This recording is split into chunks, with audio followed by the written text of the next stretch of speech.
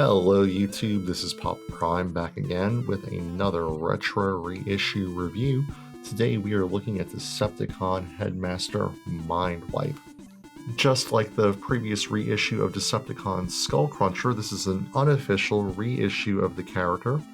And so I want to take a look at the figure's accessories, starting with his Headmaster accessory.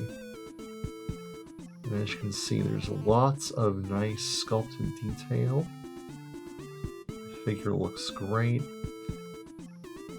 No real issues here with any of the construction. You've got your basic leg and thigh swivels. Articulation here at the knee joint. And then, of course, up and down shoulder rotation. I'm not going to do that too often because these Headmasters, even the classics, are known for breaking. I want to go ahead and point out, if you saw my Skullcruncher review, you know that this piece did not move on that one, whereas on Mindwipe, it does. And so, really want to just highlight that. From first glance, there really isn't anything here that would tip me off to this being a knockoff. We'll go ahead and plug him into his transector here. Everything works like it should, full tech spec readout. And then on to Mindwipe himself. Again, a very high quality. You do have to put on all of the stickers yourself. Nothing screams out knockoff about this guy. At least not yet.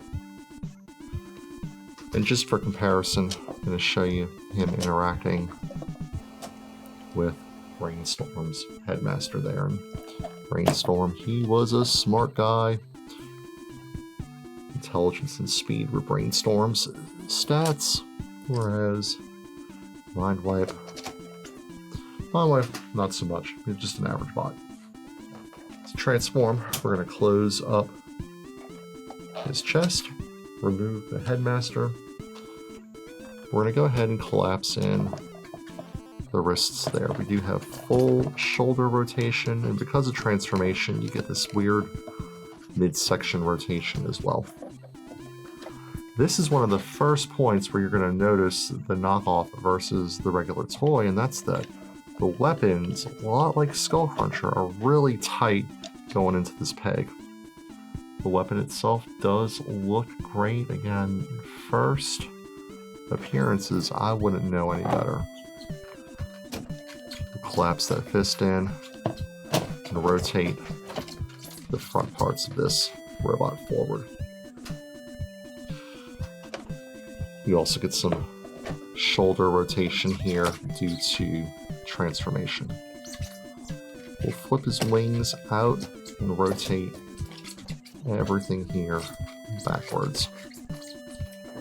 We'll then flip the legs forward, folding these feet pieces up.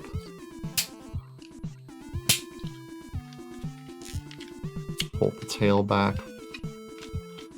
And now, I'm actually going to fold the tail up just because he won't stand up straight.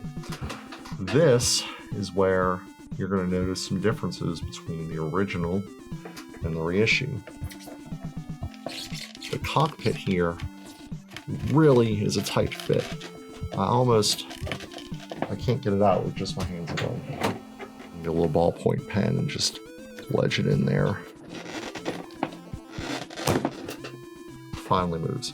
So if you're looking at one of these, that might be one of those telltale signs. I think whatever plastic they use to mold this, it is an extremely tight fit.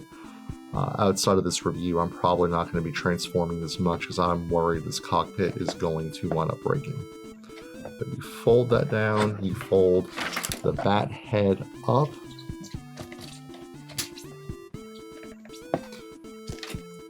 And then his Headmaster sits inside. And you close him up there.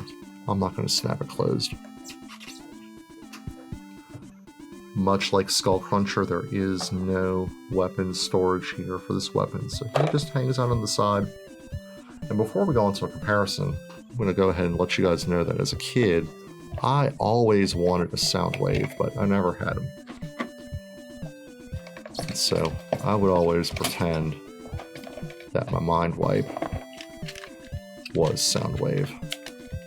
And kind of a hodgepodge stereo mode there, and I always pretended that his Headmaster was Rumble. Rumble's red, right? Getting him back to robot mode, I'm going to go ahead and show you here. This is that weapon, and it's just a really, really tight fit. Like, can you hear that? I'm almost afraid to take it out.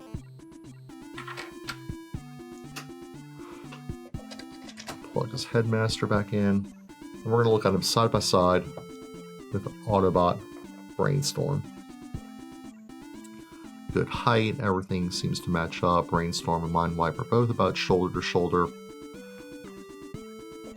Realistically, at first glance, passing glance, I would never know that one of these was legit and one of these was an unofficial reproduction.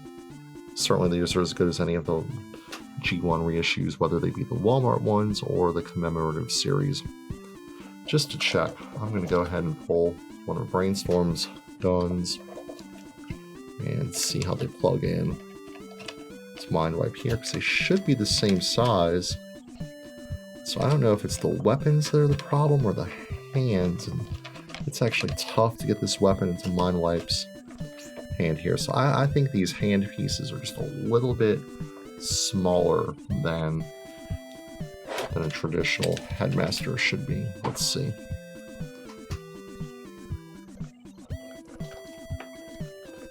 That's a more natural fit. So my guess is if you are trying to figure out if this is an official or a reproduction, go for the hands. Try to get an official accessory into the hands here, and it is just a really, like, it won't budge. And that's it for today's review. If you enjoyed my content, please make sure to like, subscribe, give me a thumbs up. Let me know what else you would like me to review in the comments. I have Weirdwolf coming up in the next couple of days, and I might go ahead and start diving into some of the Kingdom line. Let me know.